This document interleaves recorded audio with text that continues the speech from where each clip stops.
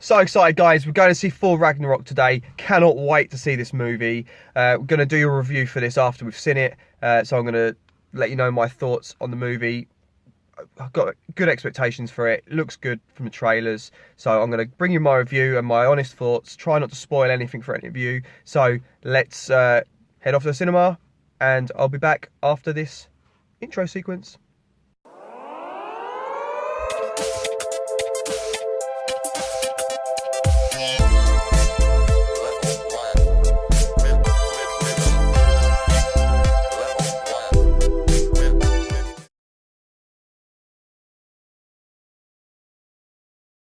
Hey there, nerds. Today I am going to be reviewing Thor Ragnarok.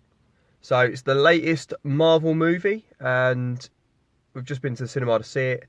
I've come out to the car to do this review because it's a bit crazy in the house. We've got loads of kids there. I just want a bit of quiet to do my review. So yeah, we've only been out of the cinema about an hour. So I wanted to do this fresh while it was in my mind. And wow, it was brilliant. Absolutely surpassed my expectations. I mean, I had high expectations from the trailers, but it was so good. I don't even know where to start. So my favourite part about this movie was the soundtrack, the 80s electro soundtrack. Oh my days, so good. Literally gave me shivers every time anything remotely electro 80s sound came on. The music was brilliant, and it was just so good. Made this film, just propelled it to the next level.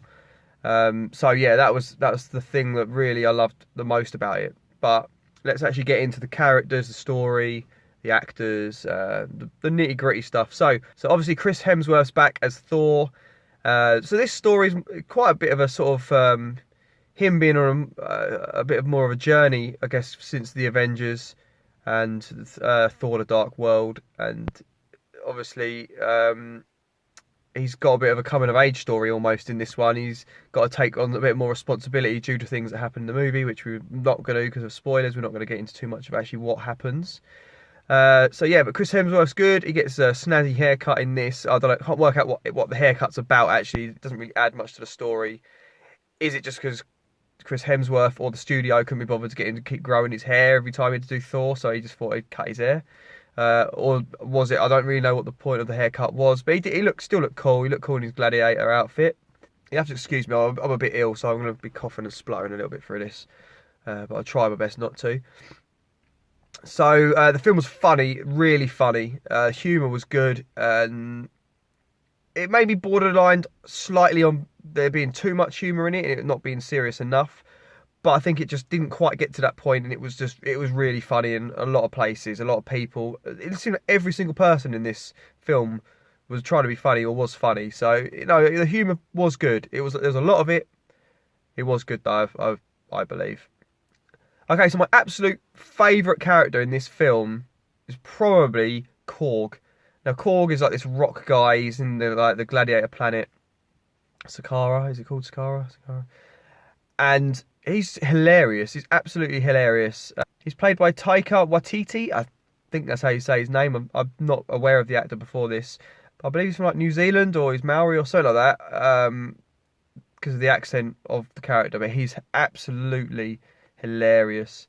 He's so good in this movie. Really, really, really fun new character they've added to this. Okay, let's get on to the villain. So the villain, Hela, played by Cate Blanchett. She's the goddess of death.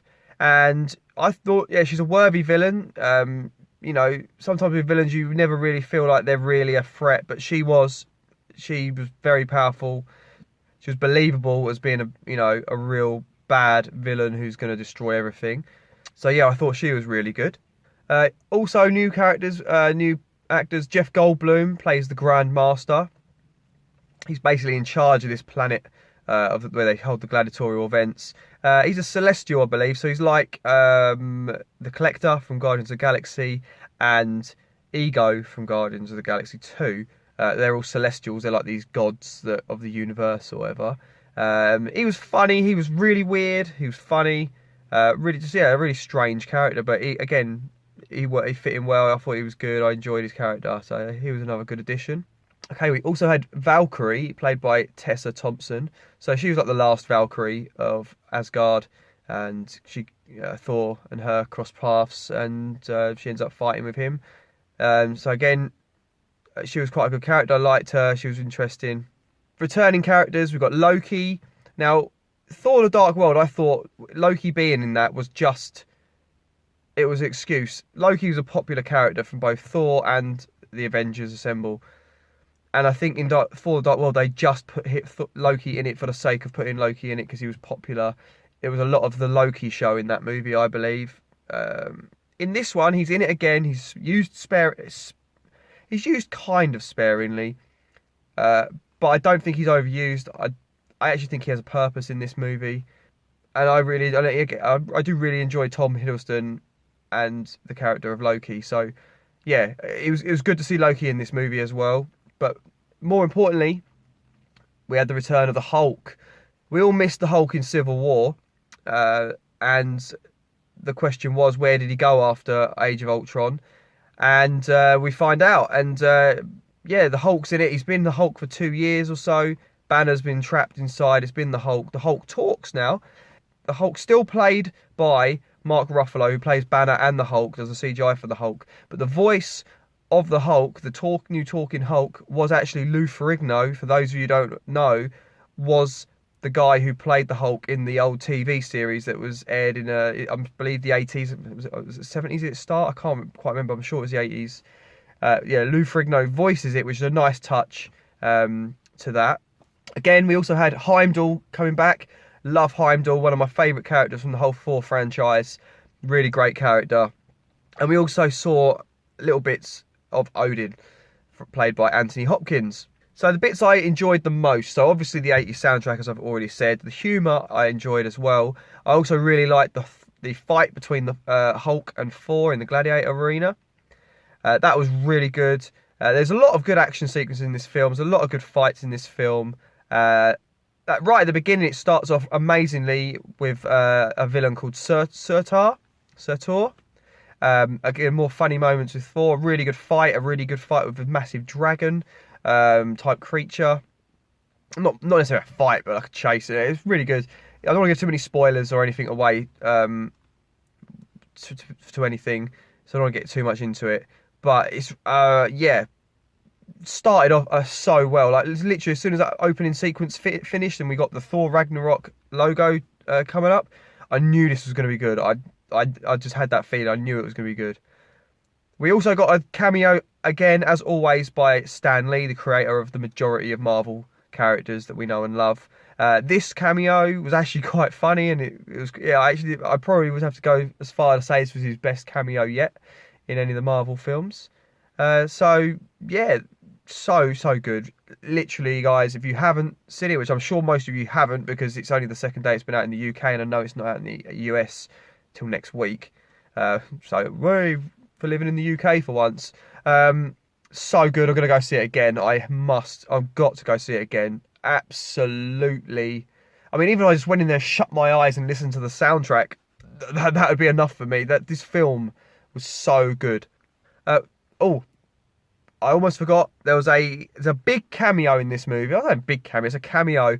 No, not someone who's related to Marvel or anything about any of the previous films, but there's a cameo of a big A-list actor who has a really minor role in this, like as an extra almost. But yeah, I'm not going to tell you who or where. You see if you can spot it. It made me laugh, and it made everyone around me. We were all chuckling when we spotted who it was. There were a couple of minor actors as well dotted about that you'll know from other movies, and they make little pop-up cameo appearances as well in this film. Oh, I forgot as well. Doctor Strange. We had Doctor Strange in it, played by Benedict Cumberbatch. He basically helps Thor right at the beginning, introduces himself to him. So obviously a tie-in with the Avengers. Don't want to tell him too much about their chat or what he does for him. But again, Doctor Strange I love that film as well. Really good Marvel movie, and yeah. Great to see him back in it as well. Really gets you pumped up. Seeing these characters together for the Avengers Infinity War. Cannot wait for that. As all Marvel movies usually do, there was post-credit scenes in this film. There are two. The first one, the mid-credit scene, is worth staying for. It does sort of, it's going to be like a bridge between this and Infinity War. The second scene, if I wouldn't wait around for it if you're not that fussed. It was a bit of a waste of time, and we all got it. There's a lot of sighs in the audience, the people that waited to see that scene, and yeah, it was a bit of a letdown. Not necessary to sit around. I'd wait for the DVD to come out because it's not necessary to sit there and wait for ages. But yeah, overall, guys, this movie rocked. This movie was so awesome, and I am at heart a DC fanboy, and I am really hoping that the Justice League movie is gonna do some justice and, you know, help DC bring out some better movies. But we're talking about Marvel. As a DC fanboy, this got me so excited. This movie, I come out of it so happy, excited, just pumped. It's so good, so good. Best Marvel movie ever? Yeah, for me, I think it is. And Guardians of the Galaxy was my favourite before this. I still love that movie, but I think this has trumped it. This movie for me is the best Marvel movie they've produced. It's got the Hulk, my favourite Marvel hero. It's got Thor, who's my other favourite, together. Some other really awesome characters in it. So good. Amazing. Definitely the best Marvel movie for me so far. And I'm going to have to give it 9.5 out of 10. Like, literally, there's barely any room for improvement. But yeah, so good. So good. Definitely get out and see it. Okay, guys, I hope you've enjoyed this this review of my ramblings. If you have, please give this video a like. Please give it a big thumbs up.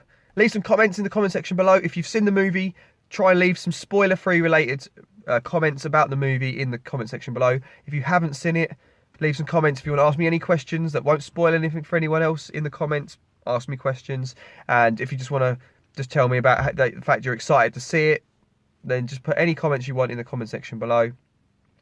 And if you haven't already, guys, subscribe to the channel. There's loads more videos on here like this. I always do the big movie reviews and just talk about all the other nerdy stuff I like. And also hit that bell notification button so it will notify you when I upload a video, because if you don't do that, you ain't going to know, because just the way YouTube works at the minute. Okay, so yeah, thanks for joining me in this review. Thanks for taking your time to watch this review, guys. Thanks for watching, and I hope to see you next time. Take it easy.